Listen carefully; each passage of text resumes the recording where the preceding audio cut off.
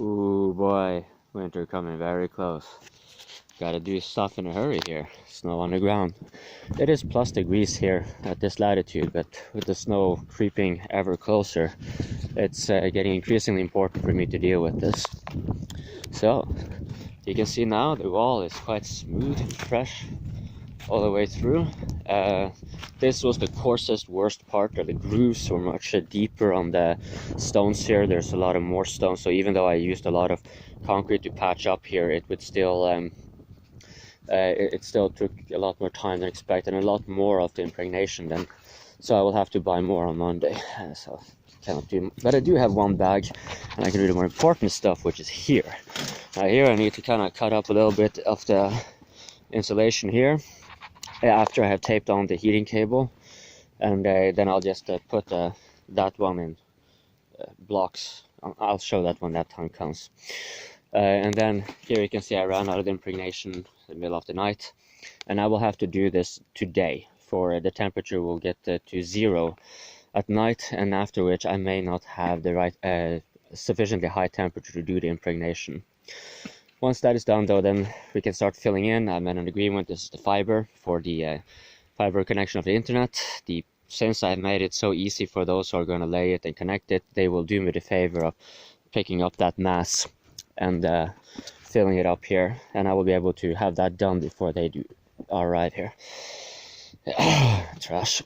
So you see the wall here are all the bigger rocks, and the surface is much smoother, so it's going to be quicker and easier to get this, and this is really the important part I need to get done.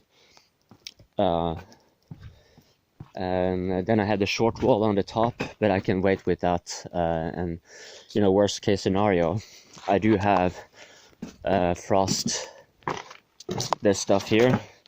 This is to deal with -degrees. I'm going to use a little bit of this now, but just because the impregnation doesn't work at as low temperatures as concrete do.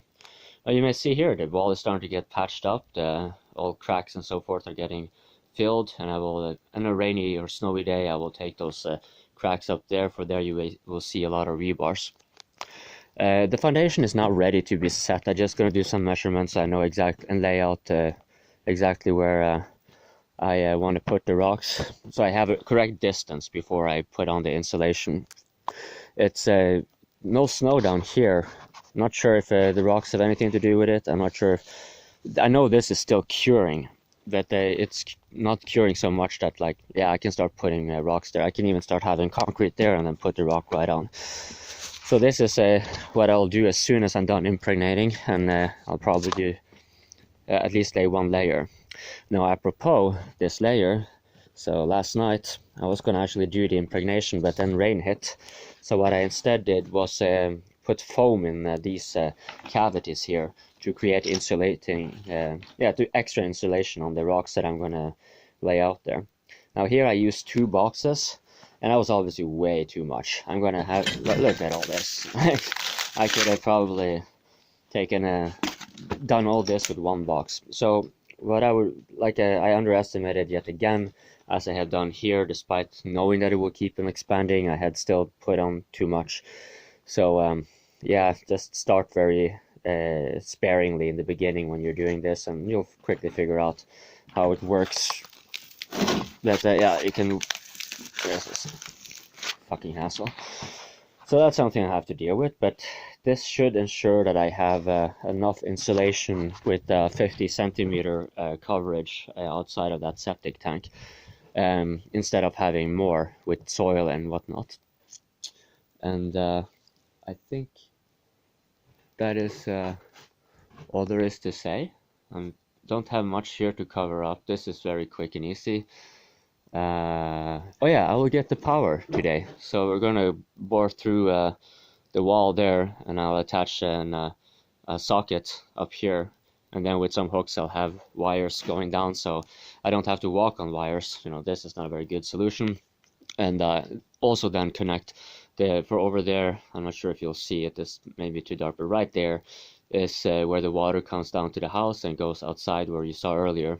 So I'll attach the water cable and connect it there, insulate it with, actually the insulation I will use indoor is this stuff, which is from I think it was from a couch that I tore apart, or I dismantled it in part to get some of the springs for casting curved concrete construction and stuff like that. It gets incredibly strong when you do it like that. You know, thread in some rebars like that through the spring mats that you had from your couch, and put in some of those rocks, you know, jam them in between, and you know, they can come with bunker busters probably and still struggle. So we're probably going to put, what he's going to do is going to connect under here and then put it in between the seam here, right down here, and this is going to be very easy to drill through, and it's not going to cost any extra maintenance. But you see, this wall is quite rugged, so it will need I should probably cast up a little bit more concrete there before I bother with impregnation. It will be 2 days before I can start impregnating anyways. So yeah, that's the housing thing. I still have to get a whole lot of more rocks. It's going to be a very long day.